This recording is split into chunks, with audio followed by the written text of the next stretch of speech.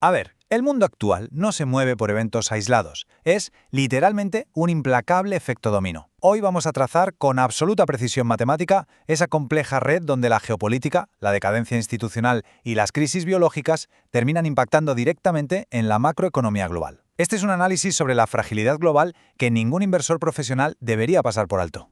Para desmenuzar todo esto, nuestra hoja de ruta analítica se va a estructurar estrictamente en 5 bloques de flujo analítico. 1. Diplomacia coercitiva y mercados. 2. Hegemonía frente al colapso multilateral.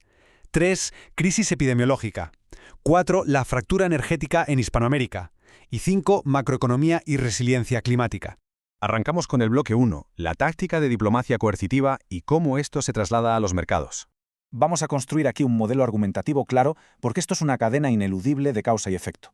Todo empieza con la manera precisa en cómo los ataques focalizados del Comando Central de Estados Unidos, el CENTCOM, en el sur de Irán, neutralizaron infraestructura clave. ¿Qué provocó esto en los mercados? Pues alteró de forma inmediata y radical las cotizaciones matemáticas de los contratos de materias primas al destruir la prima de riesgo estructural. El resultado hundió implacablemente en un masivo 7,15% la tasa diaria del barril petrolero internacional ICE Brent, dejándolo en $96,14. Pero ojo, porque esta caída no se explica solo por la acción militar. En paralelo, y como parte de esta misma dinámica, tuvimos las concesiones del acuerdo del memorándum de 14 puntos delineado en Doha, mediado por Qatar. Estas negociaciones fueron llevadas a cabo por emisarios de altísimo nivel, concretamente Mohammed Bagher Ghalibaf y Abbas Araghchi. Estamos hablando de compromisos serios: la reapertura del estrecho de Hormuz en un plazo de 30 días, la limpieza iraní de minas navales y el cese de las tarifas de tránsito comercial. Y aquí es donde se cierra el círculo para el inversor bursátil. Hay que conectar esta caída histórica del crudo como la chispa deflacionaria exacta que encendió un rápido alivio en las proyecciones macroeconómicas de los bancos centrales. Al disiparse esa presión, se alimentó agresivamente la tendencia alcista intradiaria consolidada en el balance de índices clave, empujando al S&P 500 y al índice Nasdaq Composite a un terreno claramente positivo. Pasamos al bloque 2, hegemonía frente a colapso multilateral. Y aquí vamos a estructurar un panel de contraste analítico muy riguroso. Contrastemos dos realidades diametralmente opuestas. Por un lado, vemos cómo la superpotencia de Estados Unidos busca imponer y presionar condicionadamente la expansión de la estructura hegemónica trazada en los acuerdos de Abraham. Pretenden sumar a naciones como Arabia Saudita y Qatar al tratado, bajo la justificación o, digamos, la amenaza implícita citada recientemente por Donald Trump. Pero por otro lado, y en total oposición, tenemos el evidente colapso logístico por crisis prolongada que sufren absolutamente todos los estamentos de soporte y mantenimiento de la paz dependientes de entidades como las Naciones Unidas. Para ilustrar este colapso, destaquemos, de forma muy analítica, las métricas devastadoras provistas por el informe del SIPRI. Los datos evidencian una reducción demográfica brutal del personal.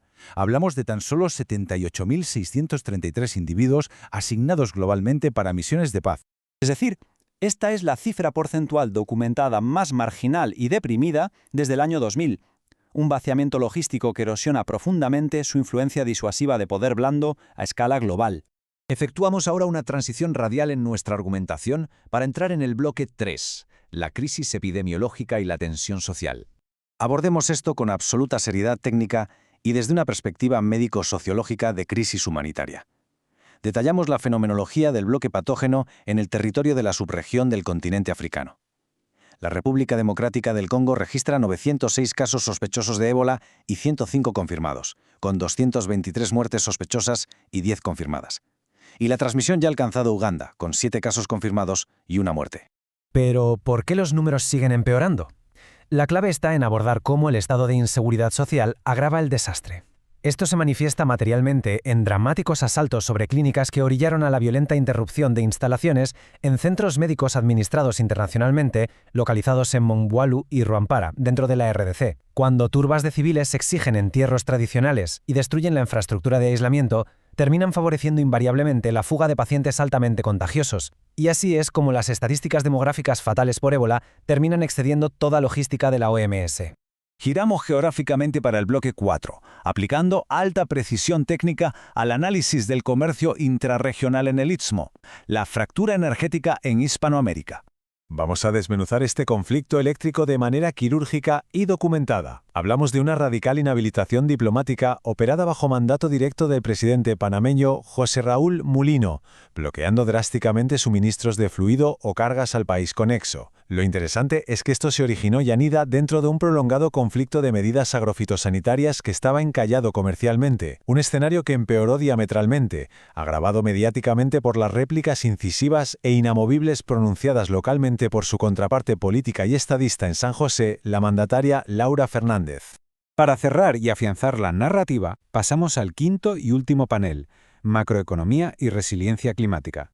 Rematamos este panel acotando un contraste fascinante. Pese a ese bloqueo regional, la macroeconomía particular de los índices mercantiles del país a cargo de la presidencia de Fernández aún se mantiene boyante. Está impulsada por un asombroso 7% de crecimiento trimestral en valor FOB, y esto ocurre en un mercado copado estructuralmente por los dispositivos médicos de las matrices de la Corporación Médica Transnacional operando bajo el régimen de zona franca, que representan nada menos que el 45% de esa cuota de exportación. Aún así, los desafíos internos persisten. Hablamos del abordaje que el recién instaurado máximo jerarca gubernamental y titular a la cabeza del Ministerio de Agricultura de dicha nación, el MAG, Juan Gabriel Ramírez, debe implementar velozmente. Necesita estabilizar el frente interior y mitigar los impactos que amenazan arruinar ciclos productivos en la región por la severa sequía que se pronostica del Niño. Esto incluye forjar una alianza estratégica con el ICI e inyectar tecnología de bioinsumos agrícolas y esquemas de adaptación al estrés térmico. Todo este recorrido analítico nos deja ante una pregunta sumamente provocadora, pero ineludible.